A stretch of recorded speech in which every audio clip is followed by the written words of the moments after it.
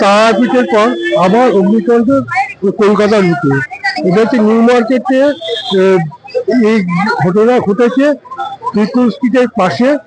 যেন এই জায়গাগুলো হয় বাংলাদেশ থেকে যারা এখানে ডাক্তার দেখাতে বা আসে তারা এখানে একটা জায়গা করে নেয় এবং এখানে দুর্ঘটনা ঘটেছে। কালকে রাত 2টোর সময় ঘটনাটা ঘটে। বেশিরভাগ যতগুলো জানা গেছে যে দম বন্ধ এই মৃত্যু ঘটেছে। আপাতত যা জানা গেছে যে মৃতদেহগুলির ভেতর 7 জনকে পাওয়া গেছে যারা বাংলাদেশি, একজন এখানকার।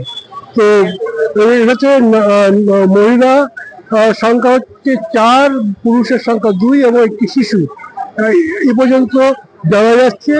প্রত্যেককে পাঠানো হয়েছে ইয়েতে বা বসুন্ধরা টিস্যু অশুদ্ধতার বিরুদ্ধে এক বিন্দুও ছাড় নয়। হসপিটালে প্রত্যেক দেহগুলোকে পাঠানো হয়েছে, এরপর মনিটরিং হবে। কিন্তু যতদূর জানা যাচ্ছে এখানে শুধু এখানে পৌরমন্ত্রী অগ্নিমিত্রা পাল তার বক্তব্য রাখলেন।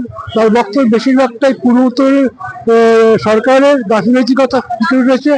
তার কারণ হচ্ছে যে এখানে যে ব্যবস্থা তার এখানে প্রপারলি সঠিকভাবে এখানে এমনকি জানা যাচ্ছে যে ঘরে দুর্ঘটনা ঘটেছে সেখানে কোনো ফায়ার থেকে যে মুক্তি পাওয়ার যে গ্যাস বা তাদেরকে রক্ষা করার কোনো ব্যবস্থাই ছিল না।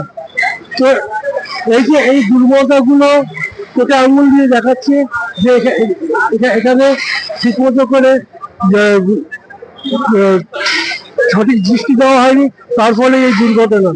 যাই হোক, আমরা যতটা পাচ্ছি আপডেট দেওয়ার চেষ্টা করছি।